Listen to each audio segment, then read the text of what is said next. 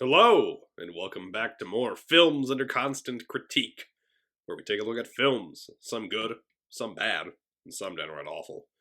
I'm Baikov, Bongo Baikov, joined by our hosts, Dren Zaria, Maverick Dren Zaria.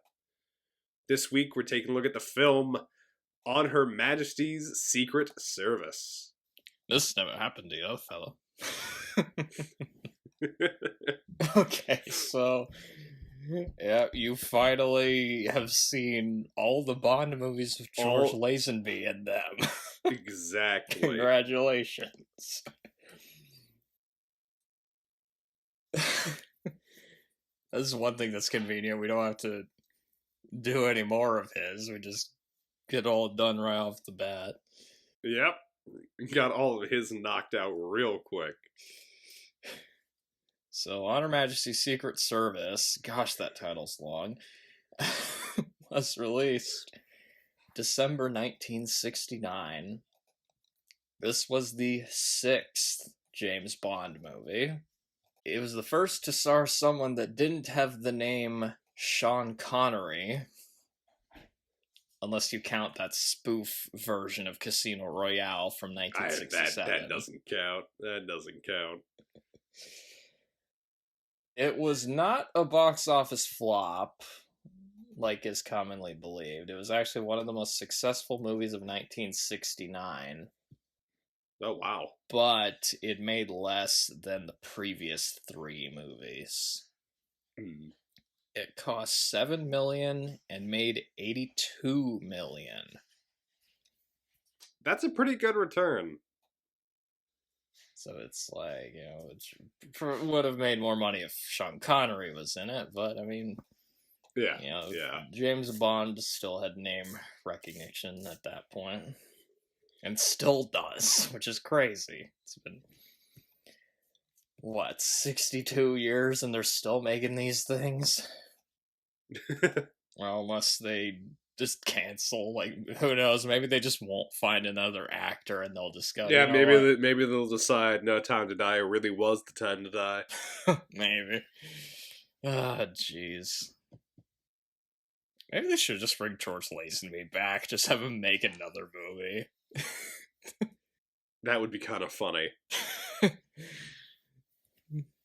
It was based on the 11th James Bond book by Ian Fleming, so 6th movie, 11th book. Just all completely out of order. Yeah. Yeah, that's pretty obvious from the plot of this one. I won't go into too much detail on it, because actually the movie follows the book pretty faithfully in this case.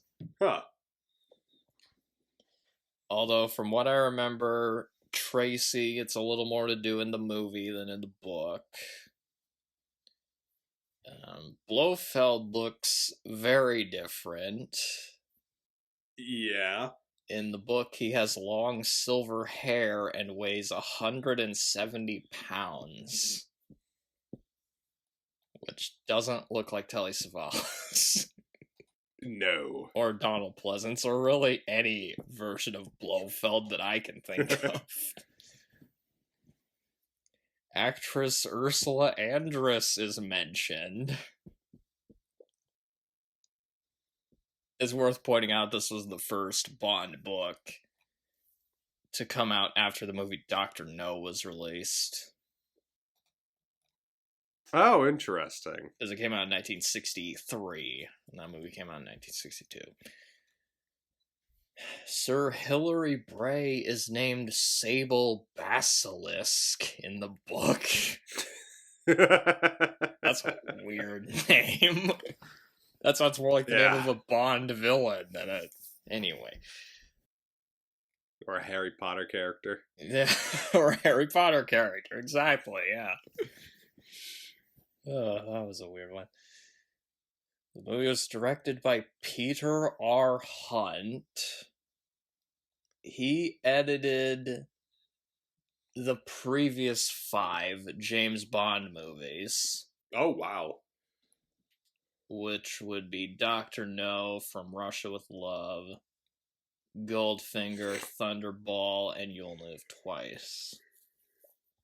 So yeah, they're like, he was an editor, and guess they decided to promote him Then he to finally got to direct. job of director, which that does happen again with later down the line. It was again produced by Albert R. Cubby Broccoli and Harry Saltzman, and written by Richard Maybaum. Again, get used to hearing that name. Okay, the cast. We have George Lazenby. Who might actually need an introduction, unlike Sean Connery. Yeah, so prior to this movie, Lazenby had never acted in a movie before. He was an Australian male model who appeared in Big Fry chocolate commercials. Huh. And he was the youngest actor to play James Bond, as he was 29 at the time. And some of the movies he appeared in after this are kind of interesting, because... I know about one of them. And I did do a couple videos about some of his movies a while ago, if you can find them. One of them got taken down due to copyright, though, so if you can't find part 1, that's why. Man from Hong Kong, which was the first martial arts film made in Australia, and he plays the main villain in it. Huh. And actually, maybe that one would be a good podcast. It has Toe Cutter in it, actually. Oh, really? This would be the third movie we've had him in. He's in the Kentucky Fried Movie, George Lazenby is. So if you've seen the Kentucky Fried Movie, the That's Armageddon segment, George Lazenby's in that. And he's in Gettysburg. How did he end up in Gettysburg? Who is he playing in it? I don't remember. James Johnston Pettigrew. I haven't seen Gettysburg. He was a Confederate. But yeah, it's just weird that George Lazenby was in that. Yeah. Diana Rigg, which most people would know her as Olenna Tyrell in Game of Thrones. And she was in the 60s TV show The Avengers. Oh, interesting. Which was later made into that movie with Uma Thurman, Ralph Fiennes, and Sean Connery. It wasn't very good. I haven't seen the show, though. Telly Savalas. Our big, bald, evil guy. Yeah, the best bald guy. He actually might win that category. Yeah, he's definitely up there. Because he plays Blofeld, so, He was also in The Dirty Dozen, Kelly's Heroes, which is kind of like The Dirty Dozen. Yeah. Capricorn 1. And he was in the TV show Kojak, which he plays a detective with a lollipop. It's always saying, "Who loves you, baby?" We also have series regulars Bernard Lee, Lois Maxwell, and Desmond Llewellyn. So M, Moneypenny, and Q. So we finally have Q on the podcast. Yeah, no, it was nice seeing Q. He's barely in this one, though. He's got like 5 minutes total. Yeah, it was nice seeing Desmond Llewellyn in this, though. Wait. Yeah, okay, so we recorded the Dr. No podcast on Bernard Lee's birthday. Oh, okay. And by coincidence, we're recording this on the anniversary of his death as well. Really? He died 6 days after his birthday, apparently, the poor guy. It's a pretty crazy coincidence. The music was done by John Barry. And that's another name we should get used to, because he was a pretty regular Bond composer. And we previously had him on the podcast because he did the music for Star Crash. Yeah! And some of his music from The Black Hole was used in Turkish Star Wars. I'm sure if they would have asked, he would have said yes. Yeah, probably. I mean, he agreed to do Star Crash. So. Okay, so initial thoughts. I'm actually kind of curious to hear what you thought of this one, so I'll let you start. Okay, so like we mentioned before, this was my first time seeing this particular Bond movie. And I gotta say, at first, it felt really weird seeing George Lazenby as James Bond, because a lot of it really felt like it was supposed to be Sean Connery. And so I kind of just sat there for like the first half an hour or so going, this doesn't quite feel like James Bond to me yet. And I think part of what contributed to it was this movie's a little weirdly paced. The plot doesn't show up for, again, about the first half hour or so. But I think by the end of it, it actually really grew on me. I actually enjoyed this movie quite a bit. Lazenby is obviously nowhere near as good of James Bond as Sean Connery is, but I think he does a pretty good job for the most part. I thought it was pretty well shot. It was a very interesting use of color throughout. Like, a lot of times whenever they had color, it like almost popped out at you. The editing was a bit insane at points during some of the fights. It felt like a prototype of a Sam Raimi film. And I do also just really enjoy like the main theme for On Her Majesty's Secret Service. But I think it was overplayed maybe one too many times throughout the movie. But that is one of the things that always stuck out to me, was the music, and this I think is really good. And so it's not the best Bond film out there. Lazenby himself isn't the best Bond either, but it is a pretty good movie. Okay. Because I was like thinking this could go one of two ways with you. You either really liked it or you thought it was boring. So I was like really interested here. Okay. Huh. So I actually own the Steelbook for this one. Oh, wow. I own 2 James Bond movies on Steelbook. If we ever do the other one at some point, I'll probably mention that. What's the other one? I'll mention that if we ever review it. Ooh, okay. We probably will.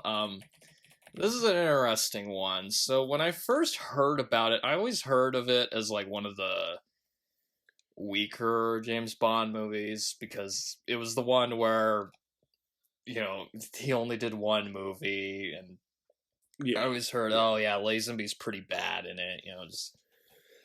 So I didn't see it for a long time. It was one of the later Bond films I saw. When I first saw it, I didn't really like it, actually. I thought it was boring. I thought Lazenby was pretty wooden in the role. It used to be one of my least favorite Bond movies, in matter of fact. Wow, okay.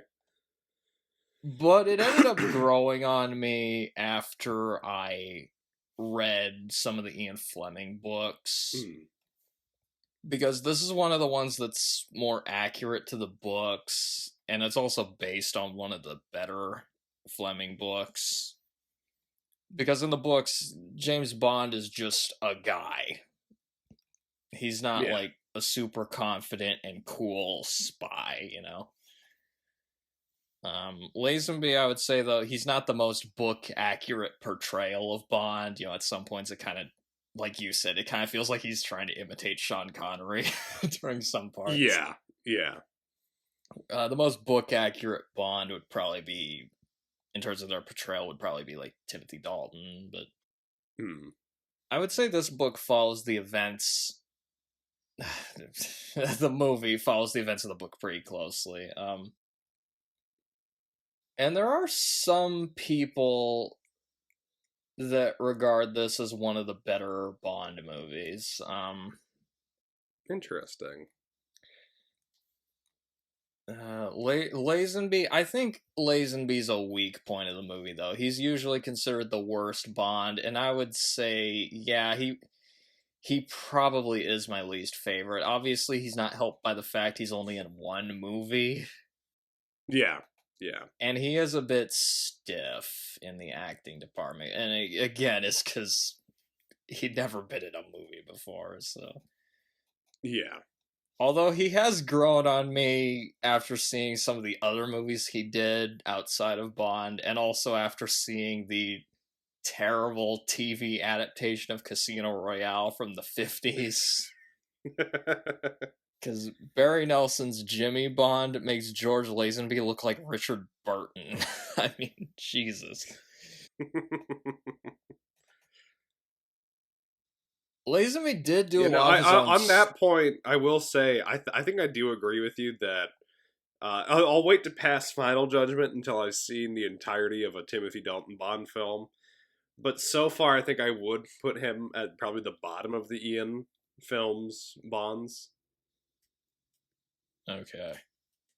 He just feels like he doesn't quite stand out as much as some of the other ones. Yeah, I would say so, yeah. Because, like, I'm not the biggest fan of, like, some of the Brosnan movies, but acting-wise, obviously, he's better than Lazenby. Yeah. It's just, with Brosnan, it was just they couldn't find a good script for him for a while, so but I'll probably talk about that more later. And then the Roger Moore ones are just, a lot of those are ridiculous, you know, but they are memorable. The Lazenby did do a lot of his own stunts in this, if I remember right. Huh. And there's some really good fight scenes in this. The action scenes, I think, are very good in this one, especially the ski stuff. Yeah, yeah. The music is great. It's one of my favorite scores of the entire series, I would say. I think what helps this one is the rest of the cast. The movie, basically, it's carried by Telly Savalas and Diana Rigg, both of whom I think are very good in this. I have a lot of positive things to say about those two in this movie. And it's pretty well made. It has some of the best camera work of the series. And again, the action scenes. I love the action scenes. It would be one of my favorites of the series if it weren't so long. That is another point. 2.5 hours is a bit much. And also, I think it would have been better if Lazenby was a bit more experienced as an actor. Yeah. But yeah, the pacing on this, I forget sometimes how brutal the middle section of this movie is. Like, yeah. It's part of why I don't rewatch this one as often as some of the other ones. And I have some other problems that, for me, keep it from being great, but I do like it. I do think it's a good movie. It is my favorite James Bond movie that has George Lazenby in it, so it has that going for it. It's all you need. Yeah, and I do occasionally like watching like interviews with George Lazenby because some of the stories he tells are pretty funny. Like, I love the story of how he got the part of Bond. So he got his haircut to look exactly like Connery's, and he managed to get one of Connery's unused suits from You Only Live Twice. Oh, that's pretty good, yeah. He snuck into the casting director's office, and then he basically conned the producers. Like, another thing that's worth pointing out, he used to be a used car salesman before he was a model. So he pretended to be an actor that had done a bunch of movies in, like, foreign countries. He, like, listed off a bunch of random countries. because he was like trying to pick ones where he was like they won't be able to check on that one, you know. Oh yeah, And then he admitted to the director that he like made it all up, yeah. and the director he like said to him, "You're telling me you can't act? You just fooled two of the most ruthless men I have ever met in my life. You're an actor."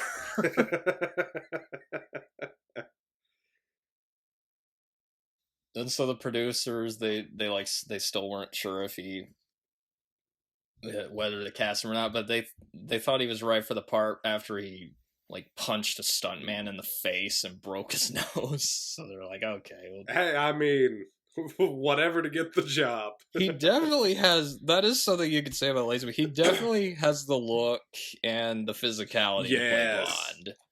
I don't know, like even just like the way like his face looks in certain shots, it almost looks like there's like an early sketch of James Bond that he looks just so much like. Yeah.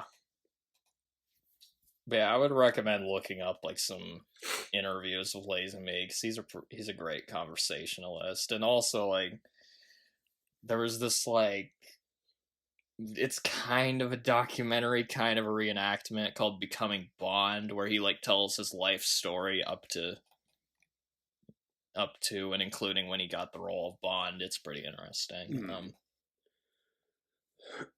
And there's a lot of people think he only did one movie because he was fired, and that's not the case actually. The reason he only did one movie is because his agent told him that it was the hippie area. It was the hippie era. People weren't going to be interested in Bond anymore. Oof, that was the wrong call. He turned down a contract to do like multiple movies. Although to be fair, this movie came out in 1969, so like in the moment that logic might make sense. Yeah. Because he was like walking into restaurants and he had short hair and a suit, so he looked like really out of place. People thought he was a waiter at the restaurant. But yeah, basically his agent was a terrible fortune teller. Yeah. And to be fair though, a lot of people didn't know if this series had a future after Connery's departure, you know? Because I mean, what the hell do you even do after you lose like the biggest star, Yeah. of all time, But yeah, so we're getting Lazenby's entire Bond run out of the way with this movie. In one fell swoop. Oh, actually, okay, I should mention this. He did technically play James Bond again. Oh, I think I heard about this. It was like in a TV show. It was a Man from U.N.C.L.E. reunion special. Yeah. He played a spy driving a car with a license plate that says JB. I wonder who that could be. And they make a reference to the title of this movie, It's just like on Her Majesty's Secret Service, but anyway. So he basically played Bond again, but they couldn't call him that due to legal issues. And what's interesting, that came out in 1983, the same year Octopussy and Never Say Never Again came out. So you got the three Bond actors all playing Bond in the same year. Technically. That's kind of impressive, actually. I don't know if that's ever happened again, but okay. We need to do that with Pierce Brosnan, Daniel Craig, and Timothy Dalton now. Get all three of them in a Bond film. Definitely, yeah. In 1 year. What do you want to guess Leonard Maltin gave this? I'm gonna guess he didn't like this one quite as much. I'm gonna say give it a 2.5. 2.5. No, he gave it 3.5. He he actually really liked it. Okay. He said that Bond getting married was a novel twist. He also said Lazenby is okay, but incredible action sequences take first chair. Some 007 fans consider this the best of the series. There are people out there who they think this is the best Bond movie, or one of them. Huh. Including Christopher Nolan. Really? This is Christopher Nolan's favorite Bond film, which is a bit obvious if you've seen Inception, because there's an action scene in the snow with skis in that movie. Oh, yeah. And you watch it, gee, I wonder what that was referencing. Okay, so the story. Now pay attention, 007. James Bond has to find his nemesis Blofeld, who is trying to enact one of the most bizarre villain plots of the entire series. I can't wait to talk about Blofeld in this movie, because there's just so much to unpack there. I've always been baffled at the scheme in this one. And at the same time, Bond ends up falling in love with the daughter of a mafioso. Also, there's a lot of snow. Oh, and Bond bangs a bunch of women, but that kind of goes without saying. That's just a given. It's a Bond film. Yeah, exactly. Okay, so pros. It's a Christmas movie. I mean, it technically is, yeah. This is our late after Christmas special. Yeah. You even see, like, Blofeld has, like, a Christmas tree up and a few characters. And he gives out Christmas presents, which also happen to be biological agents. Yeah. He says, Merry Christmas, 007. I think Bond, like, he knocks someone out and then says Merry Christmas, but, yeah. So here, there's another, like, action movie you can watch around Christmas time. If you want to watch, like, Die Hard, you can also watch On Her Majesty's Secret Service. And you can throw in Lethal Weapon as well, sometimes. Okay, so... but the music. I love the music in this movie. It's fantastic. And like I mentioned, it has a really good, like, main theme throughout. This might be... It might be my favorite music score of the entire series. Like, it just feels really, like, grand and epic. Yeah. Especially when, like, whenever the action scene, like, when he gets on the skis and that music starts playing, it's just like, it's, I mean, that's James Bond right there. I mean, and then there's even a fight scene towards the end where they play the classic Bond theme. And that hits pretty hard too when they start playing that one. Yeah. It's interesting because this is one of the only films of the series to have an instrumental during the opening titles. Yeah. Because usually they have like a title song by a famous singer. I think some of the early Bond movies also had instrumentals, like From Russia with Love, for example. And it's also one of the first... It was one of the earliest film scores to use synthesizers. Oh, interesting.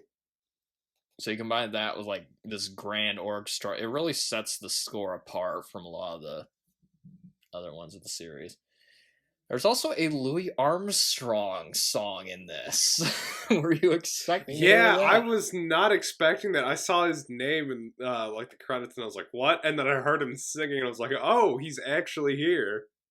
And it is a really good song, too. And it pops up in a later Bond movie, if you remember that. Because it plays over the end credits of No Time to Die. Oh, I didn't remember that. I've only seen that one once, so that'll be my excuse. And then that movie makes like tons of references to Our Majesty's Secret Service. So if you watch that movie again, you're gonna notice like all of the references to this movie. Oh yeah. Because it uses some of the music cues from it. They say "We Have All the Time in the World" a couple of times, in which that's the name of the song. Yeah. And the first time I saw this, it was very strange hearing Louis Armstrong in a Bond movie, but it is a really great song. It plays during a nice like love montage. But yeah, we should probably talk about that actually, because this is one of the few Bond movies where Bond actually falls in love, which is Yeah, so that was an interesting plot twist that I really wasn't expecting. I think we had talked about it before, but I forgot that it was this movie that it happens I in. think the only other ones were Casino Royale kind of is like that. Yeah, with Vesper, and then Spectre No Time to Die with Leia Seydoux' character. I forget the character's name. Yeah. Madeline Swan. Madeline Swan. Yep. Yep. But this is one of the only times where he actually got married. Although, actually, I forgot about this until recently. He does technically get married in You Only Live Twice. Oh, that's right. To the Japanese girl. It was an arranged marriage, Yeah, though. It was like when he's yeah. pretending to be Japanese. But yeah, here he actually falls in love and gets married, which is really interesting. And Tracy is my favorite Bond girl of the series, actually. I actually had a lot of positive things to say about her too. I don't know where I'd rank her quite yet, but she's a very interesting Bond girl for sure. Now, do we want to talk about Tracy a bit? Yeah, it helps she's played by Diana Rigg, Hmm. a really good actress. You know, she has a little more edge to her than a lot of the other Bond girls have. Like, she's got like some psychological problems. Like, the first time we see her, She's trying to drown herself. yeah, she's like trying to commit suicide. And like Bond rescues her. It's also interesting because she doesn't because they have that brief introduction at the beginning of the movie, but later after Bond meets her dad and starts sort of hanging around them more, she actually comes off as not just really cold and dismissive, but is like outright rejecting Bond, which you just don't really see out of Bond girls. They're not that directly hostile towards him. Yeah. It's because her dad's like trying to set her up with Yeah, yeah. Bond. He wants Bond to marry his daughter because she's just like really depressed, I guess, and needs to settle down or something. And then Bond, he like doesn't want to do it at first. He's like saying she needs a psychiatrist, not me. Yeah. But they really complement each other pretty well in this. Like, they do, because she gets involved with the action pretty heavily, like halfway through the movie. but you can also tell she's like really smart. She's like good at reading people. Yep. And like kind of getting under their skin of it. Like, I love that scene where with her and Blofeld, where she's like kind of messing with Blofeld. I thought that was funny. And but yeah, they feel both like don't really seem to like each other at first, but then like Bond doesn't really have any interest in actually marrying her. The only reason he agrees to it is because Draco like offers Bond information about Blofeld. And I feel like their relationship develops a little too fast, because she's missing for like a solid chunk of the movie. And then when she shows up, they warm up pretty quickly, but it still feels like there's chemistry between the characters once they actually like warm up and like start, taking each other a bit more seriously. Like, it seemed like they actually cared about each other. I think it's just because, like, it starts off with Bond saves her, and then later in the movie, she ends up saving him. Yeah, yeah. They kind of form a connection there. It almost feels a bit more like an Indiana Jones relationship than it does like a Bond relationship. It kind of is like, yeah, with Marion and Indiana Jones a little bit. Yeah, kind of. And it all makes her death at the end of the movie just super tragic. Should we talk about that? I didn't know if we were talking about that yet, but yeah, the ending. Oh my goodness. But before that, they get married. And the wedding scene's pretty fun. I like that MQ and Moneypenny show up. Yeah, Moneypenny's like crying because Yeah. like right before Bond was like going to leave to look for Blofeld, he said he was gonna go on a date with Moneypenny, and then he like gets married the next time they see each other.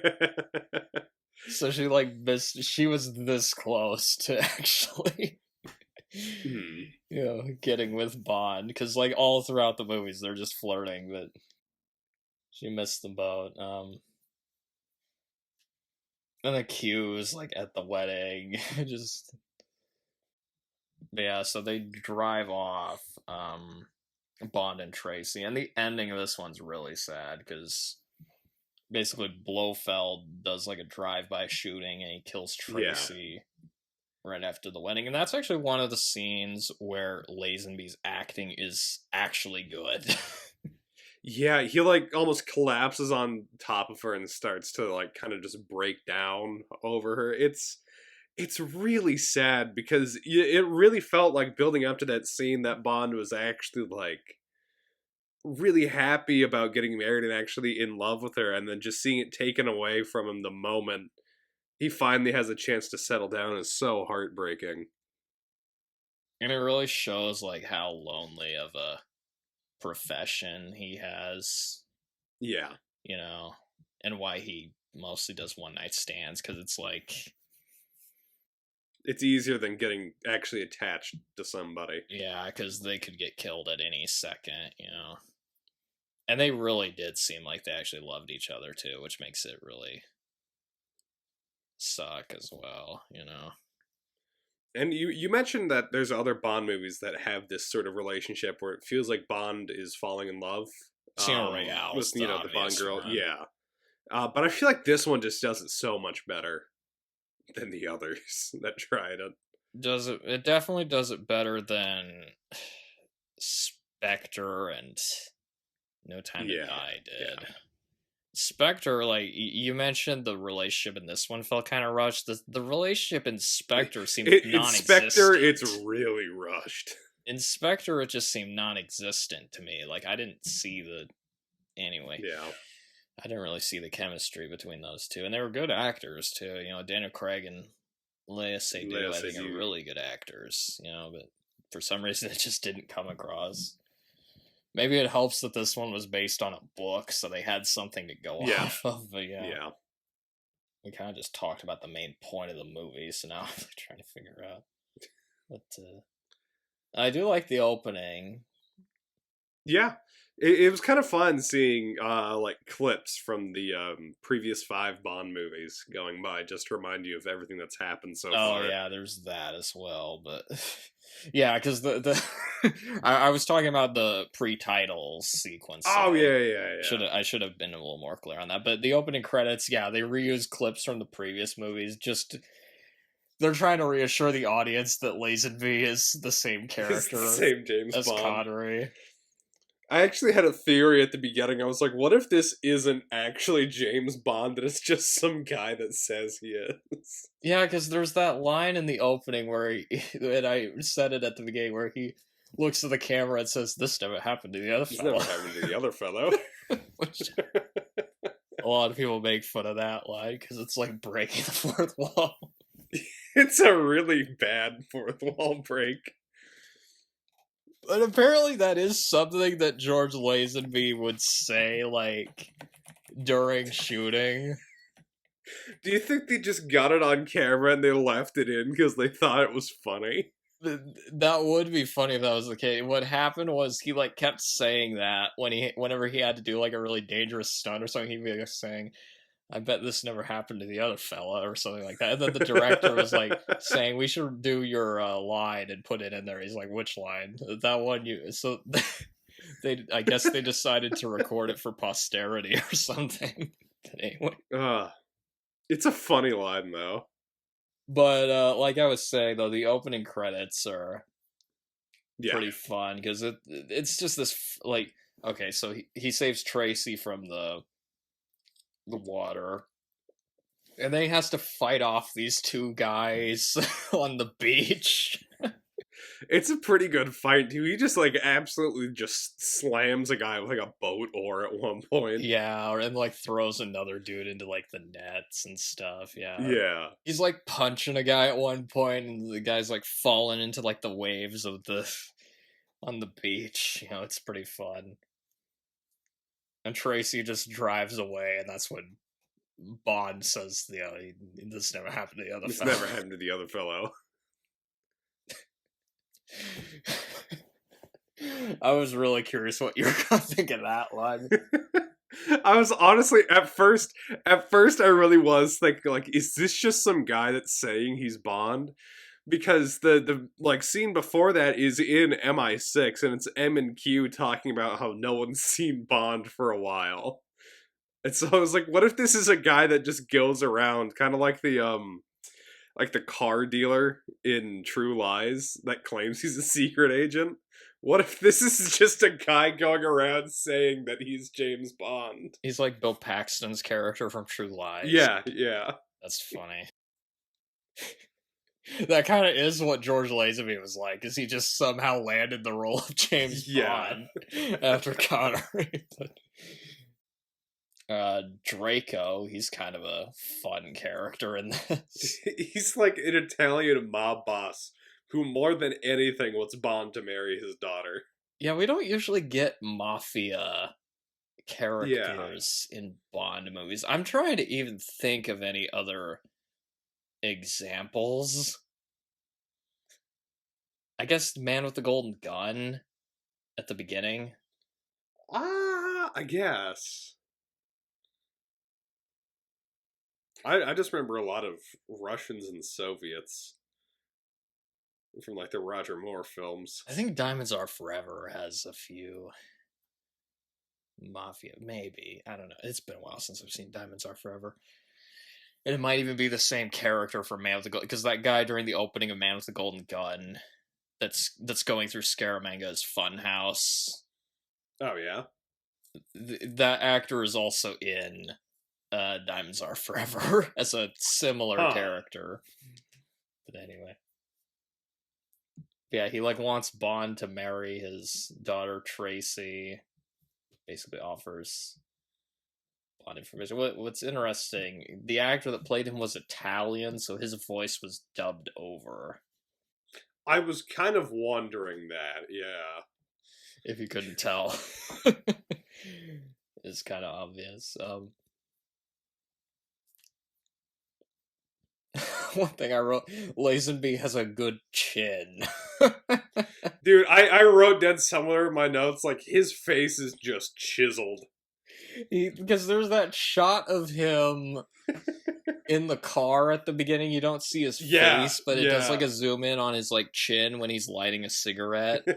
And I just, when it showed that, I was like, damn, he's got a really good chin. I think that was when I started noticing that scene in the car, that they were kind of playing with color a bit more in this one. Because for whatever reason, like, it was all shaded, but like the bits of color you could see were like really vibrant.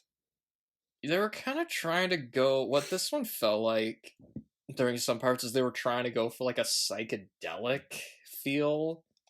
Yeah. Like, I remember when he goes into Tracy's hotel room at the beginning of the movie, for whatever reason, there's this really bright, like, red light that's, like, on the door, surrounded by, like, a softer, darker blue light around it, which I thought looked interesting. And then there's the weird hypnosis stuff. That's when you can really tell this was made in the 60s. And even the fashion in this is so 1960s. Like, yes. Actually, speaking of fashion, I wrote down at one point, how many suits has Bond worn at this point in the movie? No, he wears because he changes costume like every scene.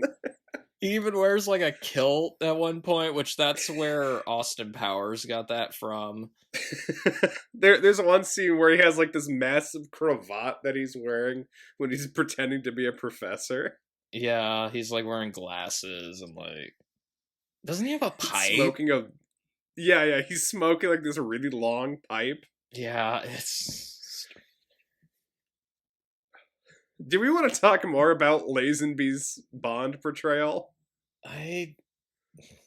I'm trying to think because I have some of that under cons and some of I don't know. It's Maybe we weird. do that at the end of pros, and then we use that to transition into the I don't cons know as well. because I guess I might have a few things to mention, but another thing I was gonna say. So I watched this like on Blu-ray, and this looks great in 1080p. Oh yeah, It's a very very well shot movie. Like the cinematography in this. Because usually the previous Bond movies, the Connery ones, like the camera work was usually very like, I don't know how to describe it, but it was like they looked like cheaper movies than this. I think yeah. maybe that's part of it. I remember there being a lot of pretty wide shots in this movie as well. Like that opening scene when they're having the fight on the beach, they do like this pretty big zoom out at one point. It just felt like a grander movie, especially the shot, like the shots of like the helicopters and stuff, and like the mountains looked really impressive. And it also just looked like a classier movie than some of the other ones. Because a lot of the other Bond movies, they look kind of rough around the edges. They look a little grungier than this. Whereas this one, I think part of that's. It kind of feels like they were trying to make an actual movie, which is strange for a Bond film. I feel like it helps with the setting that most of this takes place in the Swiss Alps. And so it's like all covered in snow. It's like nice lodges and stuff like that.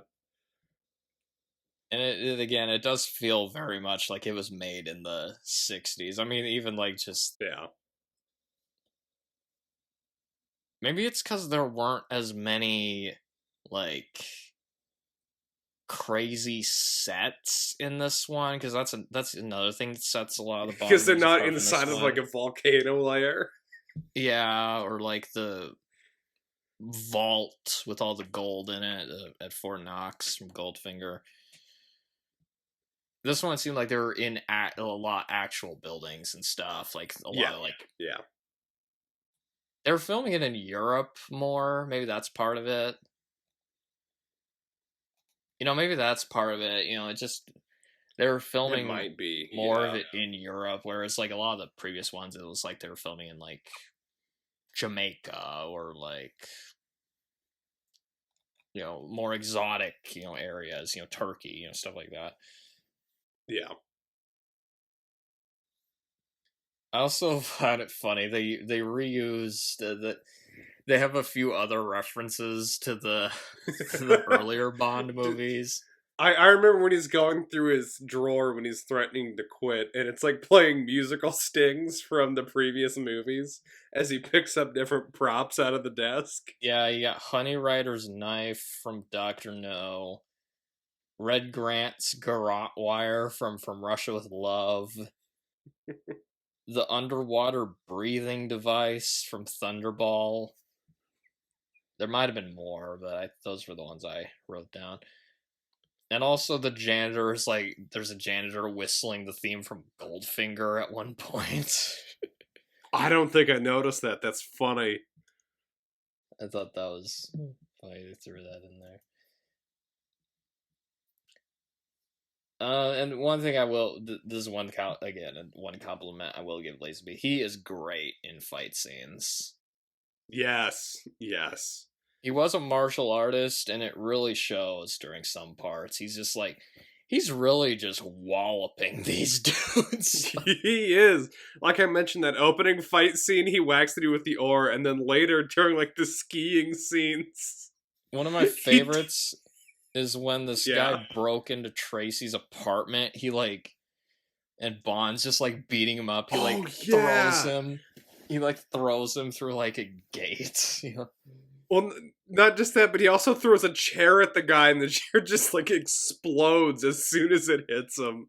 Like it looks like he put a lot of force behind it. That's crazy, I know. And he says to him, "Gate crasher, I'll leave you to tidy up." There was the one guy in the skiing scene that like he tripped using his ski that just flew off the side of a cliff. And he was falling for like a good 20 seconds before he hits the ground. Like, it was insane. It was a pretty convincing fall, too. Like, usually... It was. Because you just see it from far away and you see the guy just hit the ground and stop moving. Because usually in the Bond movies, it's like... It's this really unconvincing dummy that's falling. I don't know if you remember in A View to a Kill, but the dummies in that movie, when they're falling off the Golden Gate Bridge, look terrible. They're like just flopping around and stuff, you know. Like when Christopher Walken falls off the Golden Gate Bridge. I have seen that one. Yeah, no, it looks bad. It's so, oh my god. Oh, maybe that's not a fair comparison, but you know, it's like, for some reason this fall just looked more convincing than that one did. Yeah. Oh, we do see Bond eat caviar in this. I actually had a note written down of that, because he not only does he eat the caviar, he immediately identifies what fish it's from. I forget what he says it is, but he just like called it out, and I wrote down, did he really just identify the caviar? Oh, that's what Bond does. Like, he just knows like what wine something. He just yeah. But yeah, we don't usually see Bond eat caviar in these movies. There's a caviar factory in one of the later movies, but you know, if we really, does he turn someone into caviar? No, unfortunately. Dang no. He ends up accidentally creating Caviar Man. Speaking of turning people into caviar, during one of the skiing scenes. Oh god, yeah, I know what you're talking about. Yeah, when the there's a guy that falls below like a snowplow that just gets grinded and shot back out the side. It's so violent. It's that part like, always whoa. catches me off guard, because like usually the 60s Bond movies usually didn't have deaths that were that graphic. And of course James Bond makes it like looks like it's like in Fargo when that they put the guy in the wood chipper and there's just the blood. And like you hear him scream for the first few seconds and then it goes quiet and then you just see the blood getting spit out. And of course Bond goes, that guy had a lot of guts. Yeah, he had lots of guts. Jesus. That part, yeah. I always forget about that part, but yeah, that's still not the most graphic death scene of the series. Actually, kind of think that there's a similar death scene in another one, but again, that will be for if we ever talk about that one. Yeah. I don't know how much you've heard about License to Kill, but there's some pretty violent scenes in that one.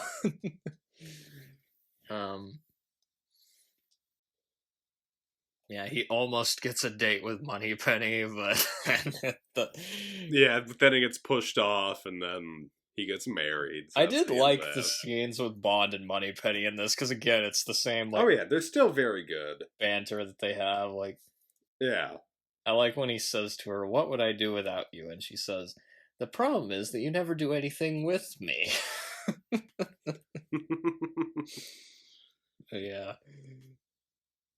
And I do like with this one that they tried to be more like the Fleming novels, where it's more gritty and down to earth. Like, Bond doesn't really enjoy his job. He doesn't enjoy killing people. You know, for example, in this one, M relieves Bond from his mission of finding Blofeld. And then Bond tells Moneypenny he's resigning, but she has him take 2 weeks leave instead, so then he uses those 2 weeks to find Blofeld and get married to Tracy, I guess. Yeah. It worked out. Well, actually, no, it didn't work out. Never mind. And I do think that's one area where Lazenby's casting helped a bit. Because he feels more like a person in this one. Yeah, more human. Which 'Cause Connery was like that in his first couple of movies, but then as it went on, he just started kind of getting just quippier, awesome super and more spy, like a death machine. Yeah. So I think having Lazenby in this, it kind of works with because you get the sense Bond is supposed to be younger and more inexperienced in this one, and Lazenby was young and inexperienced, so in a weird way that sort of worked. You mentioned that they took Bond off of the assignment to find Blofeld, and I think that also helps make it feel like he's a younger and more inexperienced spy. Because they're like, you're not finding results, we can't have you wasting any more time on this.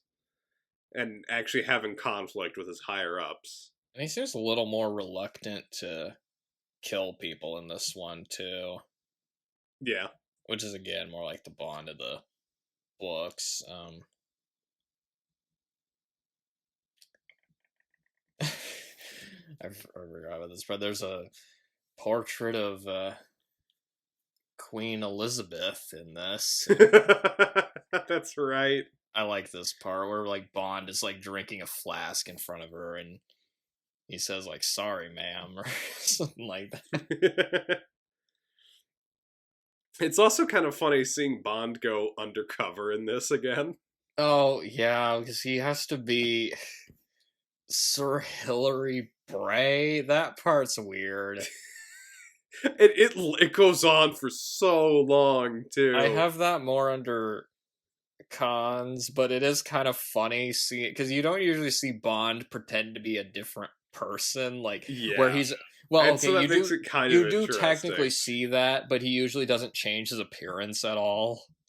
Yeah, and in this one he throws on like different clothes. He's got glasses. He's got a pipe. That almost feels like something from like the Pink Panther or like it kind of does. I know Sherlock Holmes would sometimes do disguises, maybe, you know. I wrote down for that, I'm like, if they left out like the pipe, it would feel a bit more in character, but for whatever reason, having like this really long straight pipe just makes it feel a little bit more absurd. And those parts like, are kind of funny cartoonish. because he's like trying to act like less cool than he usually does. Because Bond, you know, we expect Bond to be this like super charismatic, like cool character, and so he's acting like this kind of dweebish professor character who's scared of the altitude and stuff. Yeah, and he doesn't travel well. I think is what he says. He gets like sick in the helicopter ride. But the funny thing is, you can see him kind of drop the charade once he like goes into the room that has like the 12 women in it. I think they're called like the Angels of Death or something like that. Yeah. The Angels of Death. When he goes in the room and sees them, he like drops it almost immediately. Yeah, because he's not wearing the hat or the glasses during that part. He's just wearing the kilt. Yeah. But he's like also trying like not to flirt with him, with like all the women there, which, you know, if he was playing well, he's Bond, trying not to, but he keeps giving in. You know, he's like, you know, because Bond usually would be like just... And it's kind of implied that like some of the girls like end up thinking he's gay because he's not really hitting on any of them. Yeah. Which the guy that directed this was gay, actually, which makes me wonder what he thought of that. You know? But yeah, he just goes and like bangs some of them anyway, which like ends up kind of blowing his cover. You know. I'll be honest, though. I'm surprised his cover didn't get blown earlier because he meets with Blofeld face to face. It's like, how do you not know that this is James Bond? We'll talk about some of this more later when we get to cons. At one point, Bond steals a Playboy magazine from a safe. Okay, I wanted to talk about that scene just a little bit. That was a weird scene where he's like hacking into it's one of the few gadgets that Bond uses in this movie. Yeah. it's a weird one because it's basically this massive. It's a combination safe cracker and photocopier, which seems like a really niche machine, in my opinion. Yeah, and like he also uses a safe cracker in You Only Live Twice, and it's not anywhere near as big as that one. Granted, that one didn't have a photocopier on it, so Yeah, who knows? yeah. Maybe. I think that's what made it so big.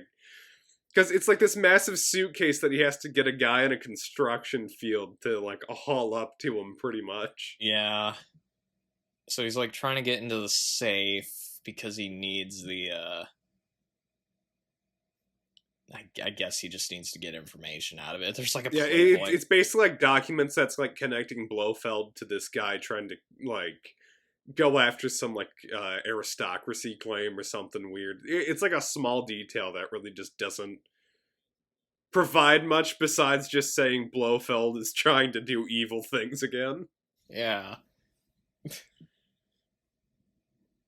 Oh, what the heck? Let's just take over the world like we always do.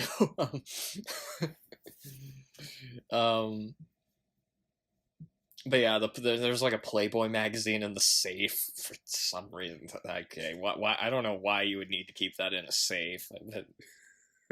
Maybe somebody tried stealing it and passing it around. I don't know. And Bond just takes it. Yeah.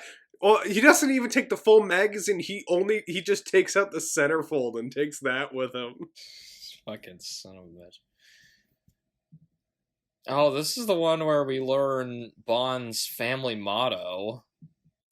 That's right. Yeah, the world is not enough. Which comes back in a later film. You could probably guess which one. No, too hard. Yeah, it comes back in Tomorrow Never Dies, obviously. Comes back and die another day. I think Yeah, I rewatched that one yesterday, actually. The World Is Not Enough. And that one, you could kind of tell they were trying to pay homage to Her Majesty's Secret Service during some parts of it. Blofeld's mountain base is pretty cool. Yeah. I feel like there's a lot to talk about it. Like but the location, it's kind of weird. It's in the Swiss Alps. And it's supposed to be like its cover is that it's an allergy research center. Yeah, with like there's like labs and stuff and like yeah, and Blofeld reveals that he apparently learned how to cure allergies through mostly like psychological means. Yeah, that was weird. Which doesn't make any sense. Should we just talk about Blofeld? We haven't really... I think we need to talk about Blofeld, because he's a mess. He's played by Telly Savalas, and I do think Telly Savalas is great in this, you know? Yeah. He's a very charismatic man. It's weird because it's so different from the Donald Pleasance version of this character. Yeah, because Donald Pleasance was more just this creepy dude in a control room with a cat. Creepy, conniving, evil mastermind. Whereas this Blofeld's kind of like a jolly, but really, like, he's evil, but he's, like, happy that he's evil in this. It's weird. With Donald Pleasance, he seemed more like kind of he's, like, doing, like, all the machinations behind the scenes, kind of like the Emperor or something, you know? Yeah. Whereas Blofeld in this one, he actually gets involved in the action scenes and stuff, which I think is pretty cool. Not just that, but at the he's actually skiing after Bond. Yeah. You know, and he's like fighting him like hand to hand during the climax, whereas Donald Pleasance was mostly just like running away. Yeah, sitting around in his chair petting his cat. Yeah. You can definitely tell that Dr. Evil was based off of the Donald Pleasance Blofeld. Yeah. But then even at the end of this movie, he's the one driving the car during the drive-by shooting. Which that honestly ripped me out of the scene a little bit, just because the idea of this big, bad, evil mastermind, Dr. Blofeld, being the one to drive the car during the drive-by shooting is just It's kind of absurd. I think in the book he's the one that kills Tracy, like, himself, whereas here, for some reason, they had his henchwoman do it. Yeah. Irma Bunt. And she's an odd character. She just kind of talks weird and... Yeah, it sounds like she's like trying to run a cult with the Angels of Death. Kind of, yeah. And there's this weird jump scare with her. Like, when Bond, like, sneaks into this one girl's room to, like, try to bang her, and Irma Bunt is there instead. She just gets out of the bed, and Bond is like, oh, no, you know, he gets hit on the back of the head. The way he falls towards the camera there was, I always felt, was just weird. There were just a lot of weird, trippy touches to this one. So, back to Blofeld. Yeah, Blofeld. What exactly was his plan in this? Because that felt a little nebulous. What he wanted to do was he wanted to, like, destroy all the, like, crops and livestock to, like... He was threatening to do it, at least, because he wanted to be declared... But why was he threatening it? He wanted to be declared a count, and he wanted all of his, like, crimes pardoned. That was what was mentioned. They mentioned that towards the end. Because that feels but like it's kind a bit of an extreme reach. Yeah. Yeah, they kind of offhandedly mentioned it. It's when I think Bernard Lee or like M or someone's like talking to Bond about it or something. I don't know. It was weird. But it feels really extreme. It's like, again, that's more getting into cons with his plot. Yeah, because it never made much sense to me in this movie. Yeah, Bond wears a kilt. Oh yeah, that polar bear jump scare. This movie has a lot of jump scares, which I wasn't expecting. Yeah, there's like these two weird jump scares in there. So I mentioned the one earlier with Irma Bunt. There's the one with... It's where Bond is like running away from from some assailants, and there's like I don't know what was going on. Was it like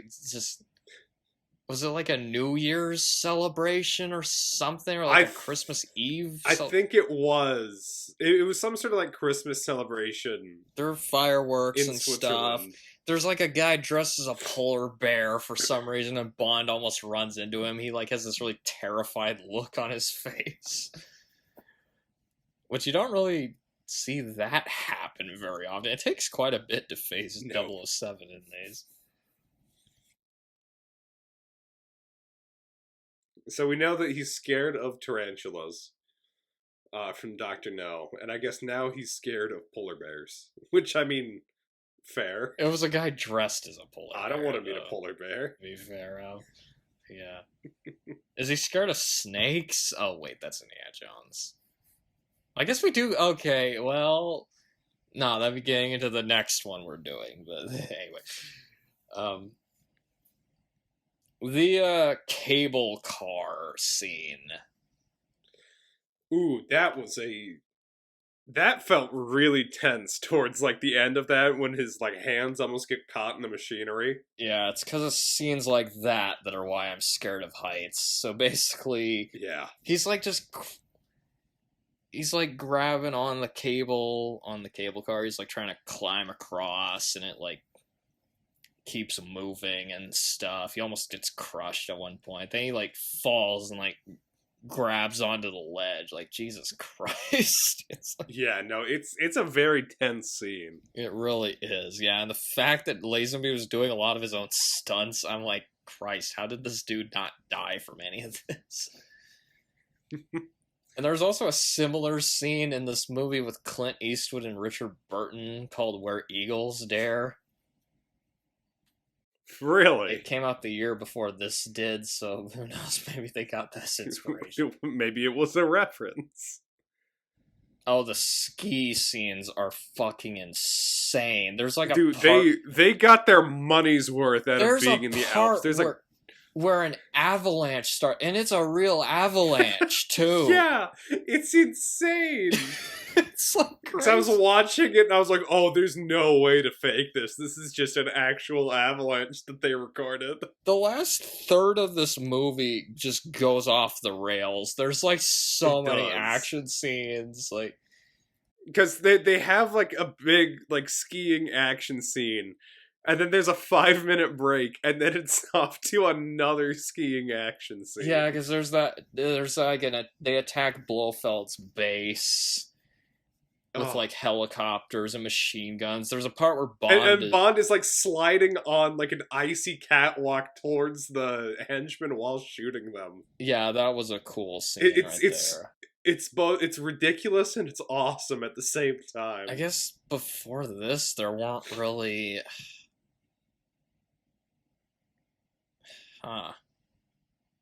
you just get an entire group of people, just have them raid the base. I guess that is kind of what, yeah, that does happen in Goldfinger, I guess. Thunderball, they do it underwater.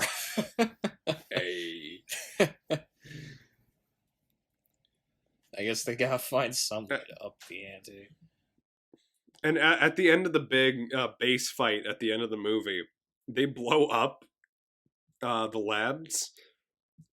And it's a violent explosion. It just turns it into a crater on top of this mountain. Oh, there's so many explosions in this.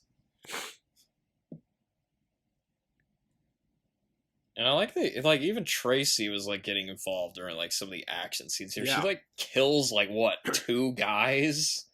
I think so. I think she was driving during the car chase during the race. Yeah, there's that. Yeah, she like saves Bond and like drives it. She drives him in the car. He's just a passenger the whole time.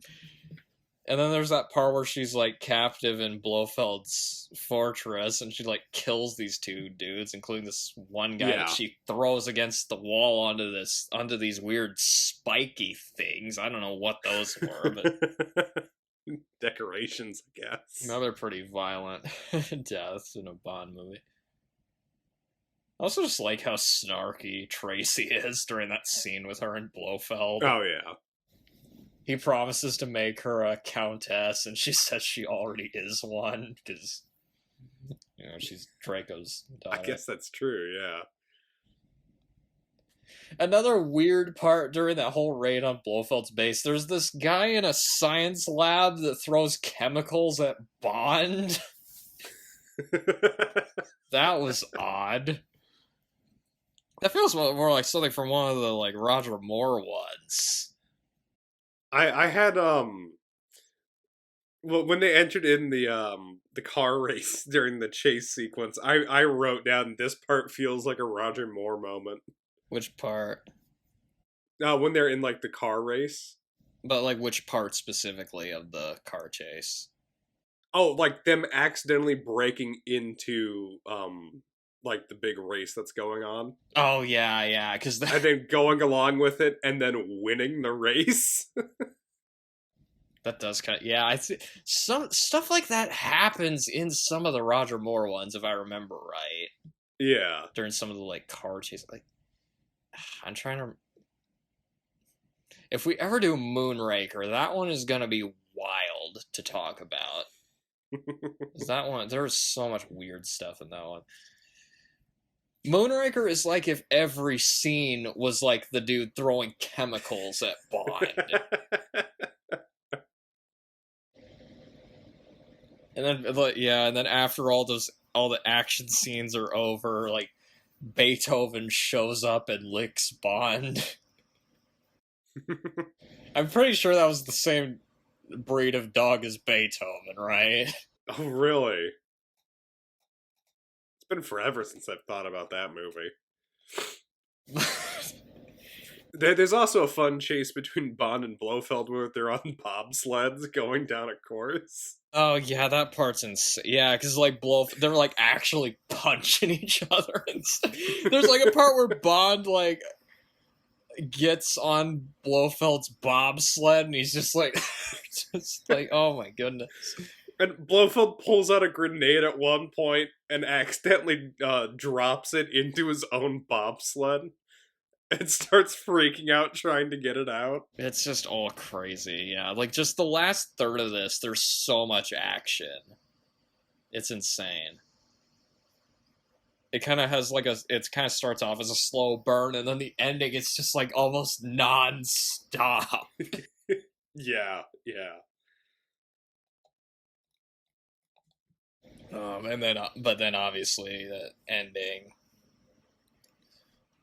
For a while, this had the most dour ending to a James Bond movie, and then No Time to Die came out.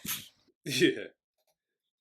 It's a pretty sad ending. It is, yeah, because you really liked Tracy, and again, it seemed like they actually loved each other, too, so that just makes it even worse, you know? Yeah. But, I mean, you watch the other Bond movies, obviously they weren't married for very long. No matter what, they weren't going to be married for very long, because it's James Bond. He has a new woman every movie. And part of why because there's the whole code name theory that people have for Bond, where it's like each actor is like just a new guy, but he just happened. Oh yeah, like they're inheriting like a title. Yeah. Name of James Bond. The reason that doesn't work is because of the family crest. That, but also they mentioned Bond's wife in other movies. Yeah. Where he's not played by George Lazenby. Like in The Spy Who Loved Me, they mentioned that he was married and she died. For Your Eyes Only, you see her grave at the beginning. And License to Kill, they mention it as well. They don't usually mention her by name, though, but they'll there's usually an offhand reference. Oh yeah, Bond was married once, and it didn't end very well. Although obviously with the Craig era, that was like a reboot, so it's a different timeline. But yeah, basically Sean Connery, George Lazenby, Roger Moore, Timothy Dalton, and Pierce Brosnan—they're all playing the same character. Just anyway. And for whatever reason, he seems to get a little bit younger every now and again. And then a little bit older every now and again. But it's kind of like with, you recast Superman. There's still Superman. It's just in a different, anyway, different timeline or something. Anyway. See, I personally like to think that it works on Doctor Who rules, and he's actually a Time Lord. He's a Time Lord. Yeah, maybe. But he only lives twice, though. Oh, that's true. Okay, so can we get into the cons? Because I do have some cons. Yes, there is. I actually had quite a number of anyway, okay, so my main one, though, it's too long. It is very long, and like the beginning third to half really drags. I felt like the middle section where they're in the health clinic was a bit boring and slow. Yeah. And for a long time, and like I said, this was the longest James Bond movie. Yeah. Until the Daniel Craig movies. And the book isn't even that long either, so it's like, anyway. But yeah, that middle section really, again, like I said earlier, this probably would be one of my favorite Bond movies if the middle section was trimmed a bit, Yeah. Maybe it's so long because it's compensating for the fact Lazenby was only in one movie. He had to get as much screen time as possible. Because they decided to make this feel like two movies. Speaking of which, Blofeld's plot in this. Oh, man. Okay, so what is his plot in this? He uses hypnosis to convince these... Hold on. Okay. Already we need to slow down just a little bit. We just need to slow down already. So, hypnosis. Like you were saying, he's trying to use hypnosis to hypnotize these 12 women to go plant biological agents around the world to kill off a supply of crops. We're not going to worry about the why right now. We're just going to focus on that hypnosis bit. Yeah. He does this by playing these audio tapes in their sleep while, first of all, pretending that this is to cure them of their allergies, which at one point he mentions offhand that he actually did cure one of them of her allergy to chicken. Which is just wild that in his free time that Blofeld apparently has, he's curing allergies. Anyway, he's using these tapes to hypnotize these women to go commit these terroristic acts. But he himself is the one that's recording these tapes. So this also means that he apparently has enough free time. He's not busy enough that he's learning how to do brainwashing ASMR and is doing this nightly for this group of 12 women that he's essentially holding hostage. I mean, what else is a criminal mastermind supposed to do in his free time, you know? It's so goofy and stupid. But do you see, I always felt like Blofeld's plot in this felt more like something from a Bond parody. It does. Because ultimately, at the end of the day, he's trying to become a count and to get pardoned from his crimes. And so to do that, he's threatening to destroy large, crop populations around the world. Like, this feels more like something like Dr. Evil would try, or oh, it's so goofy. And not only is it goofy, it's so bizarre. It's like, I want to know what, because this could not have been his first plan. I want to know how many plans he went through that didn't work for him to arrive at the conclusion that hypnotizing 12 women to destroy the world's crop supply is the only way I'm going to become a count. Maybe he tried hypnotizing, chickens at first or something. He tried hypnotizing the livestock. I don't know. And, it's a huge step down from what he was like in You Only Live Twice. In You Only Live Twice, he's, trying to, disrupt, the space program and stuff. You know, and, he usually, holds the world hostage and stuff, Yeah. Yeah, whereas here, it's just, it's weird. This feels like he had, a free weekend, and it was just what random bullshit can I come up with? We're not seeing him, at the top of his game. We're seeing what he does in his free time. Yeah, exactly. And it also just feels out of place, because this is a pretty serious movie compared to some of the other Bond films. Especially considering, like we've mentioned a lot of times before, the ending of the movie. Yeah.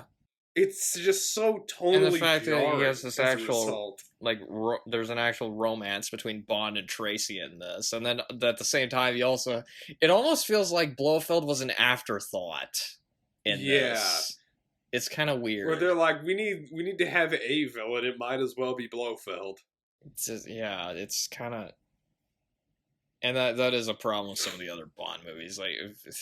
Is tonal issues. Man with the Golden Gun is a perfect example, because on one hand you have this really serious plot with an assassin who could rival James Bond. He could actually kill James Bond, but then on the other hand you also have this southern sheriff who's in Thailand for some reason, and he runs into Bond and they do stupid car stunts. It's what? And for whatever reason, the assassin has a car that can just turn into an airplane. Yeah, and then he also has that weird solar powered laser, what? And a third nipple for some reason. Yeah, it's bizarre.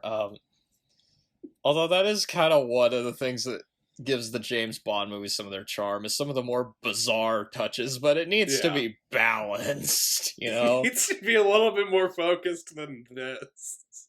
And And another thing about Blofeld being in this is that it messes up the continuity. So the movie right before this was You Only Live Twice. Yep. And Bond met Blofeld face to face in that one. However, this movie treats it like they haven't met before. Yeah, because Bond talks to him again face to face in this, and he just apparently doesn't recognize him at first, thinking he's this professor. In the books, they do. In the books, this was the first time Blofeld met James Bond. If it is obvious. So do you think it might just be like a leftover that they just didn't really think about too hard? Guess they just didn't want to change anything. But You Only Live Twice was the book right after this. Although they changed most of the plot, like You Only Live Twice hardly resembles the book anyway, so it's like you could make a few more changes to make this make sense. Yeah. You know?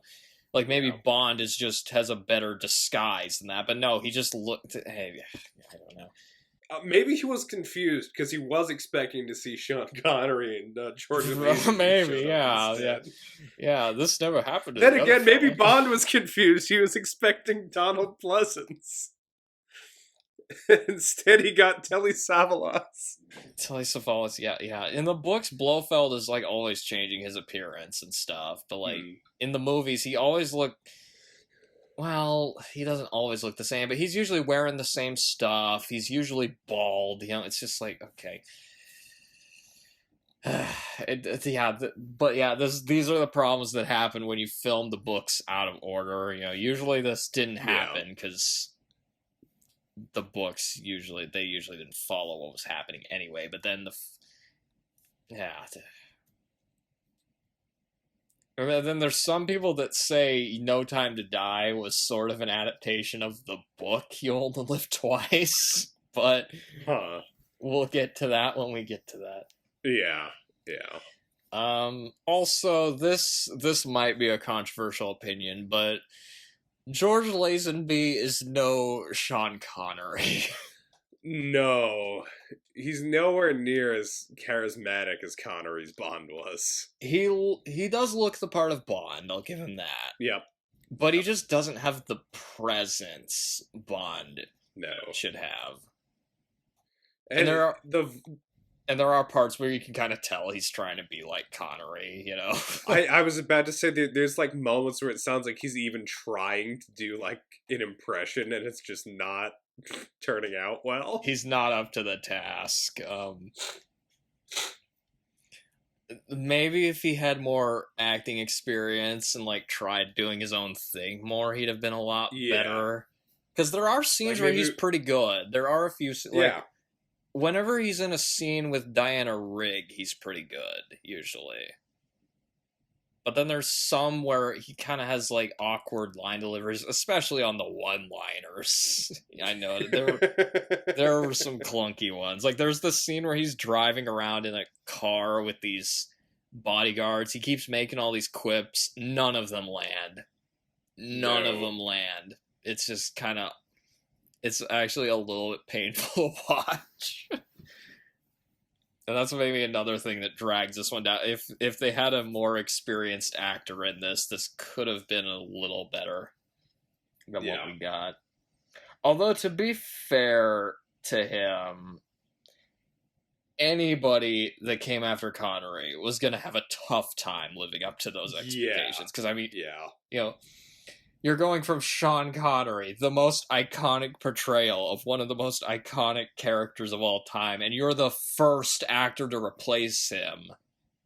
The pressure that leaves on your shoulders. I mean, Jesus, you know. Like, he's not, like, outright terrible in this, but he's not great. And it would have been interesting to see, like, if he had done, like, you know, like 2 or 3 movies, to see how he would have, like, changed and how he would have made the role his own. Because another thing was, the original plan for Diamonds Are Forever was they were going to have it be, like, a revenge plot. Where, like, Bond, like, takes revenge on Blofeld for, you know, killing Tracy. But then this movie didn't do as well as some of the other ones. Lazenby didn't come back.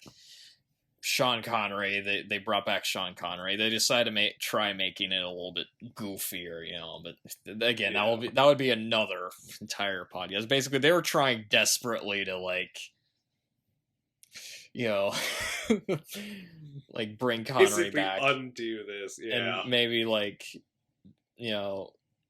And that movie did make more money than this one. But then Connery left again, so they're like scrambling, trying to figure out who to replace him, you know, because George Lazenby won't come back. And that's when they finally got Roger Moore. And I was watching a video about this movie recently on YouTube. And the guy in it made an interesting point. With the previous Bond movies, it was usually the Bond girls who were played by models who had little to no acting experience. Whereas here it was Bond being played by a model with no acting experience. That's actually a really good point. I never thought of that before, you know, before I saw that video. I don't remember the name of it, but it's, if you search on Her Majesty's Secret Service, like on YouTube, you can probably find it. He also spends, okay, it's not only just the fact that Lazenby is like, obviously he doesn't quite have the presence of Connery and stuff, but like, he spends so much time pretending to be Sir Hilary Bray. It's a little absurd. So not only are we not getting the best portrayal of Bond, we're also not getting his portrayal of Bond during a good chunk of the middle of the movie. Yeah. Because he kind of plays like this really sort of stuffy professor who's bad at idle talk, that doesn't like to travel, that doesn't like sports or athletics. And that might also be gay, you know, but it's the implications there, but who knows. And he's like wearing glasses. He has his voice dubbed over. Have we mentioned that his voice is dubbed over for a good chunk of the movie? Yeah. When he's playing that other character.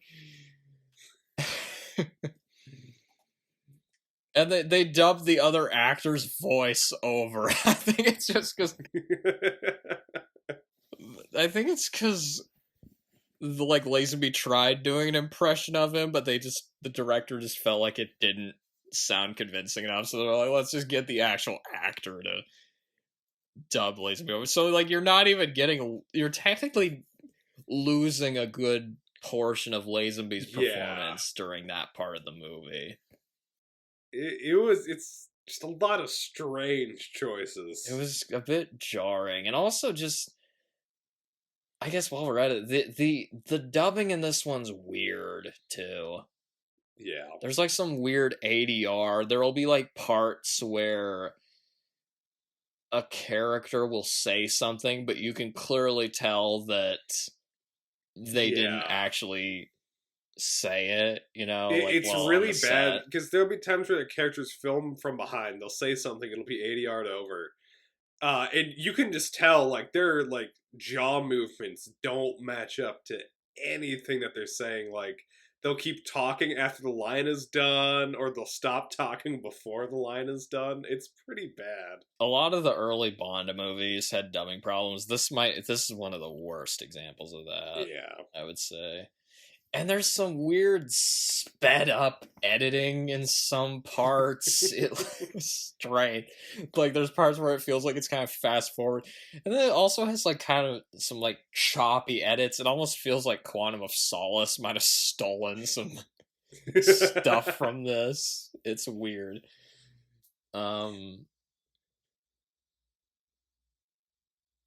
This might be a minor complaint, but I always felt Lazenby's gun barrel looked weird. I don't know if you remember that. I don't really remember that, no.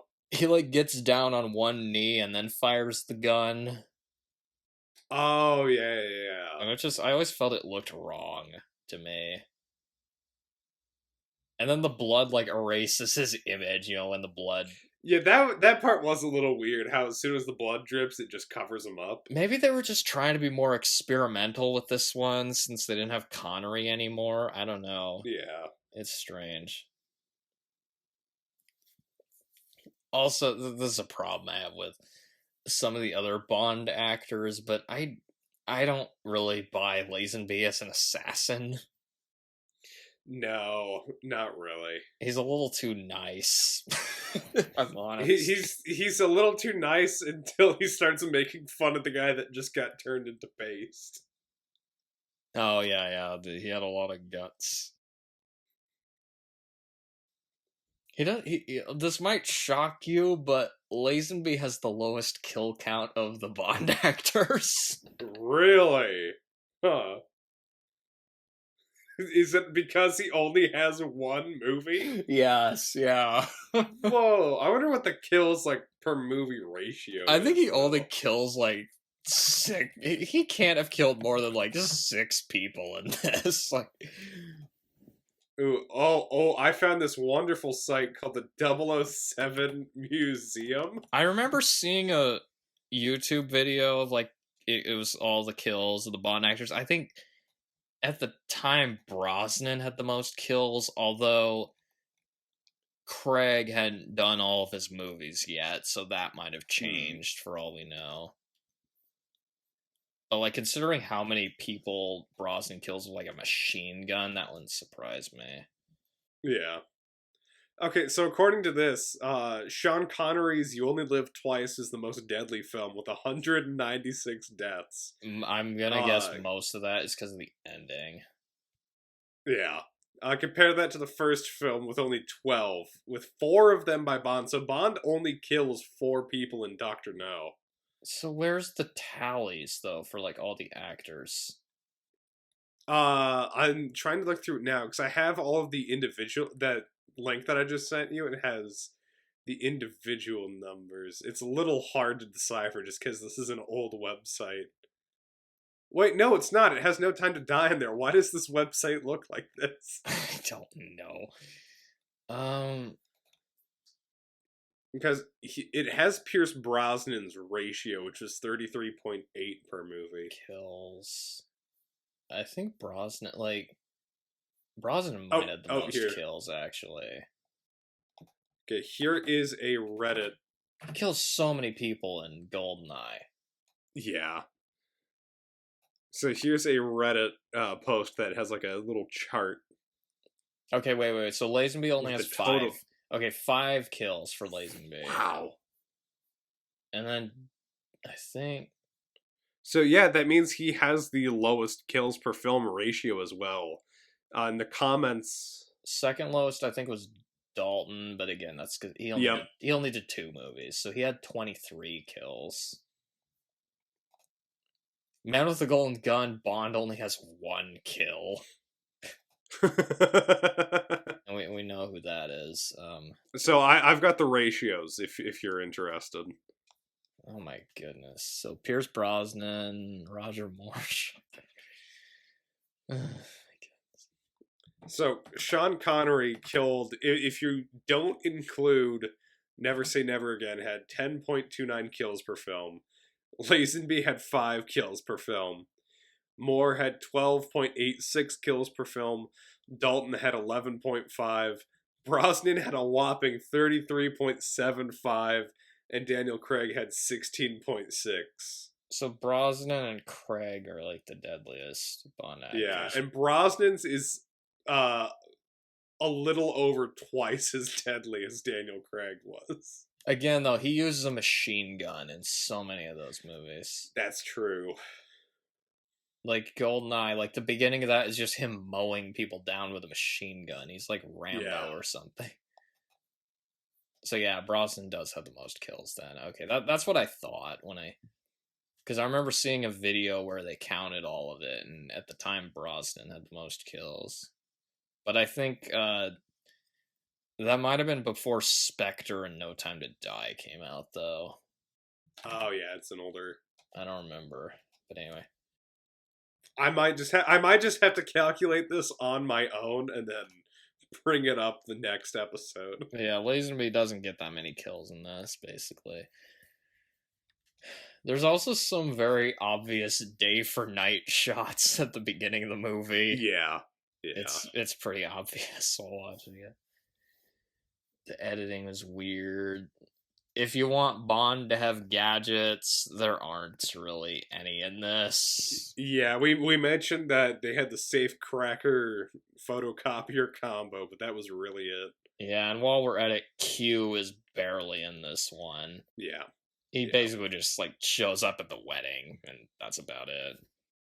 He shows up at the wedding, and then I found in my notes where he appeared the first time. In the very first scene of the movie, he talks about how he has radioactive pocket lint.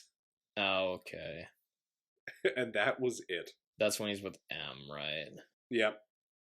But that's kind of, we need to do a movie where Q Branch shows up, Yeah, is he in the next one? Is he in Live and Let Die? He's not in the next one. Wow, okay. That's like, Live and Let Die is one of the only movies where Q is not even in it. I don't know. I don't remember the exact circumstances with that, but for some reason he's not in Live and Let Die. He is in. Okay, what are we doing after that? Living Daylights. He's in that. Yep. He's in GoldenEye. And he's not in Casino Royale though. But anyway. No, I don't think he shows up until Skyfall in the Daniel Craig movies. Yeah, where he's played by Ben Whishaw instead of Desmond Llewellyn. But yeah, it's like I missed having Q in this one. He's a fun presence in these movies. But we did get some good Moneypenny scenes at least. That's always fun. Yep. Even if she wasn't in much of the movie either. Yeah, but she usually isn't, though, to be fair. But she gets a little more to do in this one than in some of the other ones. And we get M being a hard ass like he usually is. So that's fun. Yeah. There's also not a lot of action for a good chunk of the movie. Yeah. Like we mentioned, when he's like basically just sitting around as the professor, there's like nothing going on that whole time. Really, no, not really. Aside from a slight stiffness coming on, likely due to the altitude. Something. What was that weird line? I feel like maybe there was a bit too much plot to this one. Yeah. Which, and like we mentioned, it's a bit nonsensical at points. Maybe if this was a less serious movie, that would be... Because some of the Roger Moore ones, the plots get so just bizarre and weird and outlandish. So it's like, when it gets a little complicated, you're just like, kind of like, okay, that's just part of the goofiness of it. Like, Octopussy, the plot of that movie is so convoluted. It's so absurd. And just weird. Whereas here it's like, it's a more serious movie. You're trying to pay attention to what's going on. It's just like, okay, wait, what? Blofeld's hypnotizing these women? What? Anyway. That hypnosis scene is so weird, too, because they got these, like, weird, like, lights above their beds. Yeah. And then you just hear Blofeld just speaking softly over, like, an intercom, trying to hypnotize them. The stuff he's saying is so weird, too. He's, like, saying, I have taught you to love chicken, or something. Yeah, I have taught you to not be allergic to the chickens. That did not sound like Telly Savalas. Then again, I was. Oh, yeah, there it is. I've taught you to love chickens, to love their flesh, their voice.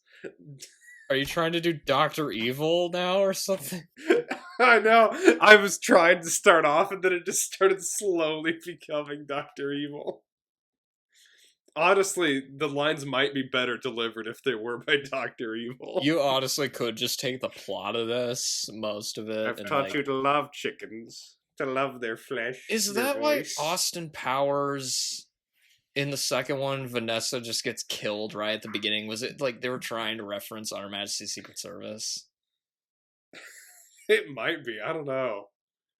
I haven't seen that second one in a long time. And then like Basil Exposition just like says, "Oh, we knew she was a robot all along." It's just like, what? What? Okay. I do kind of want to watch the Austin Powers movies again, though, to be honest.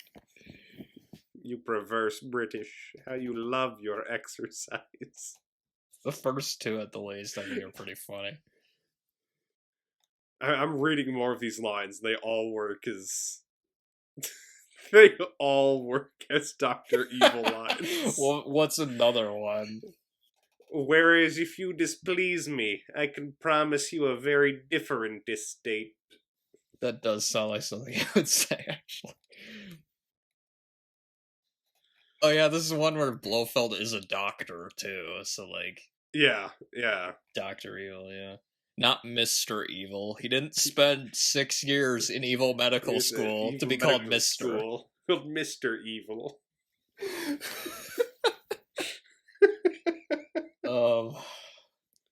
Getting back to the... Okay.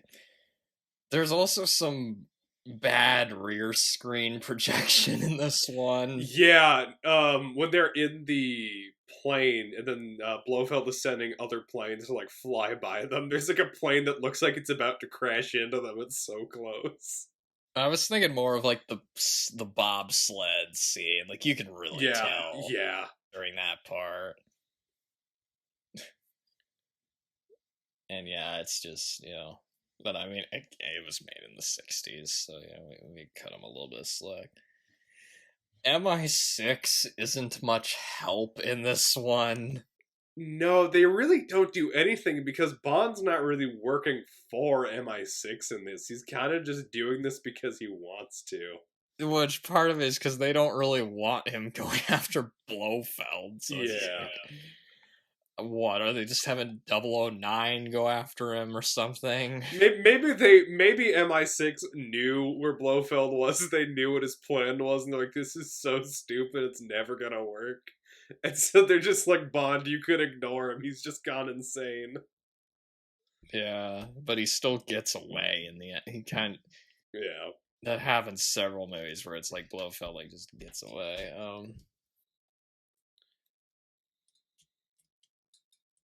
And also, George Lazenby is one of only 2 Bond actors that didn't get a Felix Leiter.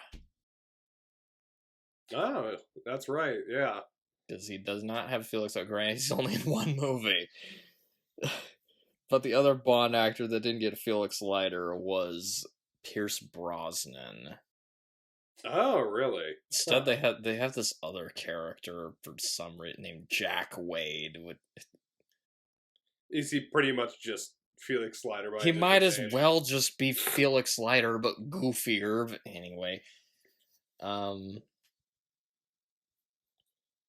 it's also weird seeing because Draco punches Tracy in the face at one point. Yeah, that was like kind of unexpected. I think there's another part where Bond punches a woman in this, and I was like, "Oh, Bond does not care, huh?"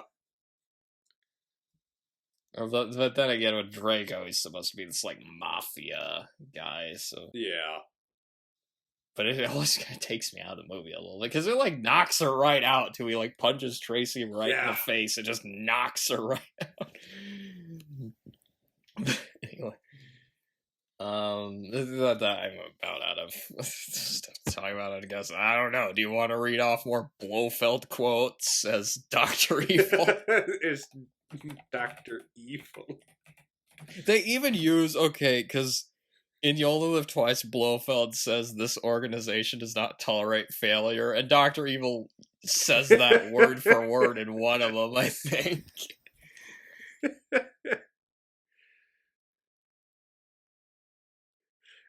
Open the compact.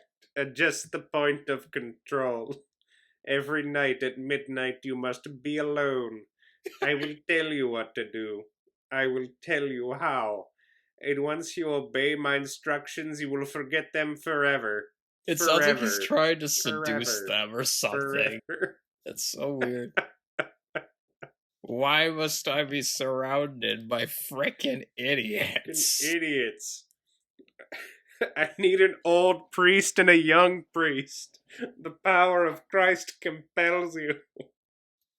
I'm not even sure if you're reading like his lines or Blofeld's lines now. But okay, do you have anything else under cons, or should we get overall? No. I think we can get into our final thoughts. Okay, overall thoughts.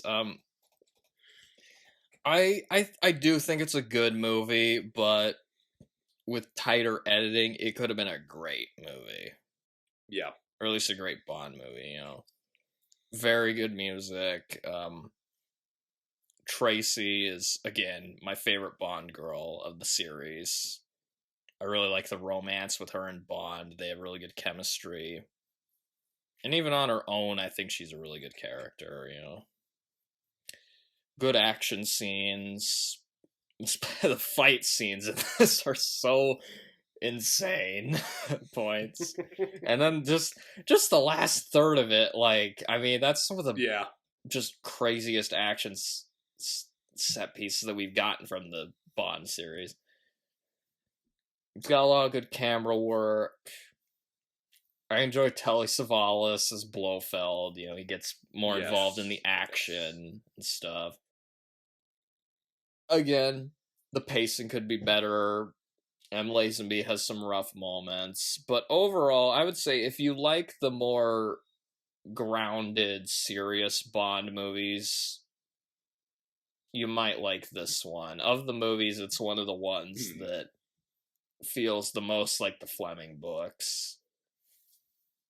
It's pretty close to what the Fleming books are like. And do you have anything else to add? Or yeah, like you had mentioned, it's not a perfect movie, but it is a pretty solid one. If you can just make it through a bit of a slog towards the middle, you are rewarded with this just last third of the movie, which is just this insane chase after insane chase with insane fight scenes just strewn throughout. It's a really good time if you're willing to make it through that. And if you're willing to put up with a few nonsensical elements here and there, like I almost called him Dr. Evil. If you're willing to put up with some of the sillier parts of Blofeld's plan. George Lazenby might not be the best Bond actor that there is, but he still put out a pretty good Bond film. I mean, just the fact he was only in one Bond movie, though, I think he's just always gonna be considered the worst, which might not be totally fair, but I think even looking at the other ones, like, you said you hadn't seen Living Daylights in its entirety, but you can clearly tell Timothy Dalton's a better actor than Lazenby is, you know. And even, again, some of the Bond actors I'm not as fond of, you know, I'm not the biggest fan of, like, Roger Moore or Pierce Brosnan, but they're better actors than Lazenby.